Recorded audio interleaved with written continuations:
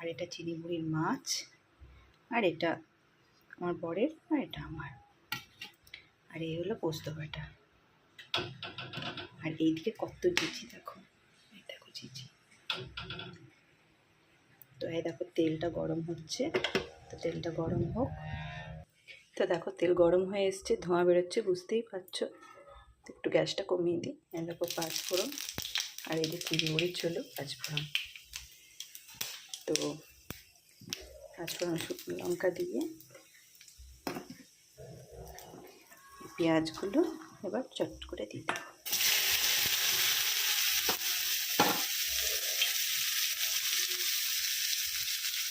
চিনি মুড়ির ঝোলটা আলুগুলো দিয়ে দেবো।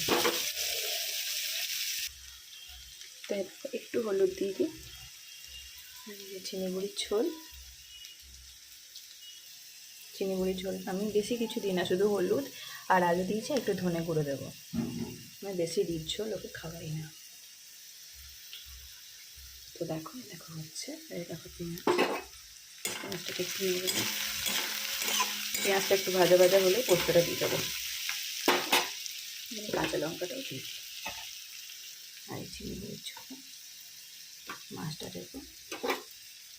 মাছটা একটু নেড়েছে, আমিও ঝোল বেশি নাড়িও না, একদম সাদা সিম্পল ঝোল করি। বা দিয়ে দেবো একটু নুন, এটাতেও একটু নুন দিয়ে দিই, আর চিনি মুড়িটাতে একটু নুন দিয়ে দিই।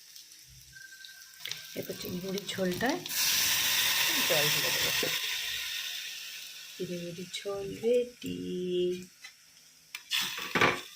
চিনি মুড়ি এই ঝোল দিয়েই ভাত খেয়ে নেয়। তো চিনি মুড়ির ঝোল হয়ে গেল, আর এইদিকে হচ্ছে মাছ পোস্ত। তো পেঁয়াজগুলো একটু ভাজা ভাজা হয়ে এসছে, পোস্তটা দিয়ে দিই।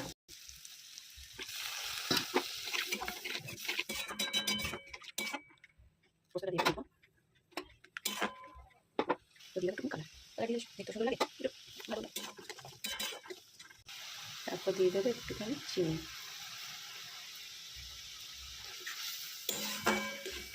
ঘরে মাছ পোস্তটা খেতে খুব ভালো লাগে।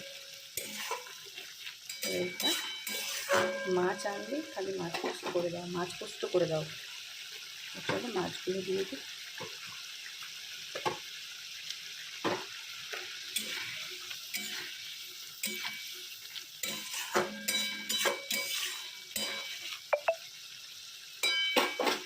দেখো চিনির ঝোল ফুটছে। চলো টাটা, বাই বাই।